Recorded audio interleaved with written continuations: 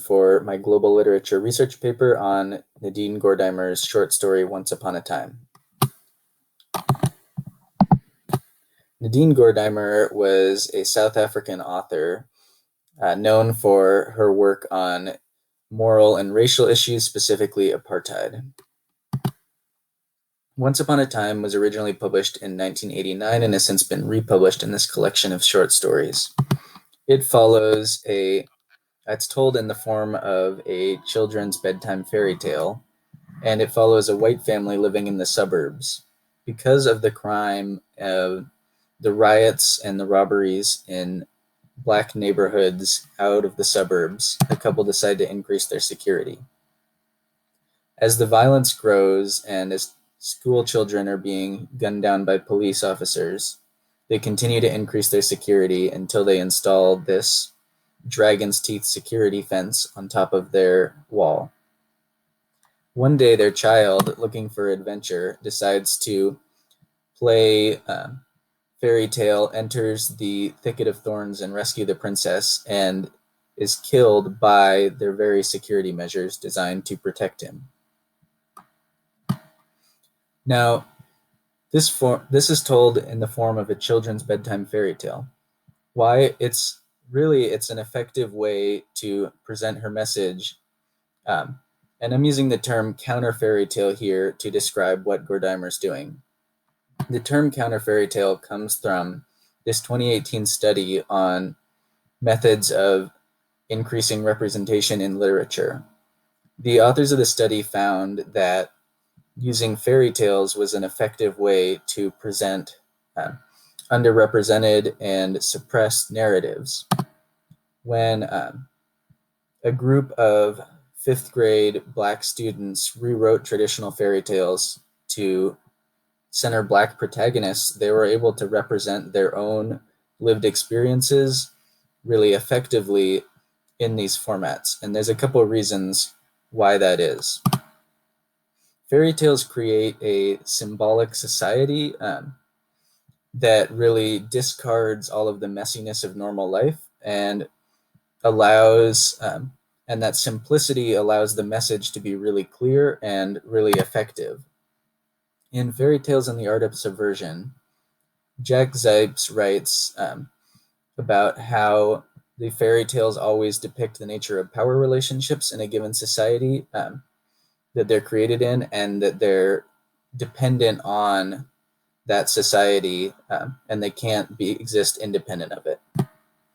In the introduction to the classic fairy tales, Maria Tater writes about how fairy tales create miniature models of society, and that this is really effective in just giving the reader raw feelings about whatever it is that the story is about, rather than dealing with all the complicatedness and messiness of a real life setting. Now, this is exactly what Once Upon a Time does. In the first two paragraphs, which are mostly on screen there, it immediately establishes this dichotomy between the suburb and the house and the elsewhere, the Black neighborhoods, where it's just violence. And this dichotomy really goes towards showing the divisions of South African Apartheid. And this is really effective because it allows Gordimer to really present a story that has a lot of meaning. It's not just a story about one family. When they raise a wall, they're not just building a wall around their house, they're really building a wall, increasing the divisions in society. And they have these, their actions just take on these political messages that wouldn't be possible without this simplification. It also keeps the story really relatable because, if Gordimer wrote an in-depth political treatise on specifically South Africa, it might be really interesting, but it's not something that everyone can connect to. But this level of abstraction that both clarifies and streamlines her message also makes it relatable to people who might not know so much about 1980s South Africa.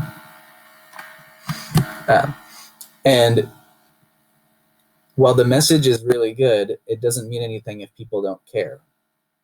And the irony used throughout this story is what makes people care about her message.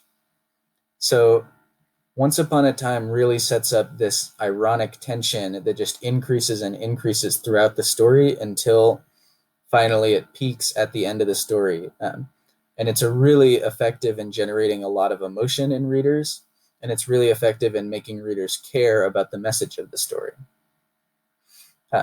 There's this ironic contrast throughout the whole story between the innocence of the child and the violence of the other neighborhoods and the security measures and the worries of the parents. When the parents get an electronic gate, the child uses it as a walkie-talkie. When the robberies increase, the parents need to save the little boy's tricycle, put it inside the house so that it can't get stolen from the garden during the night. When the parents get extra bricks to make the wall higher, the kid is innocent and gets this spacesuit and a book of fairy tales. And of course, finally, at the end of the book, when the parents get this dragon's teeth security system designed to stop robbers from even thinking about trying to climb over the wall, the child looks at it and sees a game and pays the fatal price. So in this essay of literary analysis, Michael Shergo describes how effective this is, describes this moment as an epiphany of truth, is what inspires in the reader. And that amount of emotion comes from the irony that just builds throughout the whole story, which is something that is derivative of the original fairy tale structure elements that Gordimer is borrowing from. So by writing her tale in this counter fairy tale format, Gordimer is really able to deliver an impactful story that means a lot to the reader and makes them care about her message, which itself is really clear and relatable because of the symbolic society that comes with this fairy tale format. And because it's all a literature of resistance, resisting classical South African narratives, protesting against apartheid, it really fits into this counter fairy tale mold that is the perfect vessel for Gordimer's message. And there's all my sources.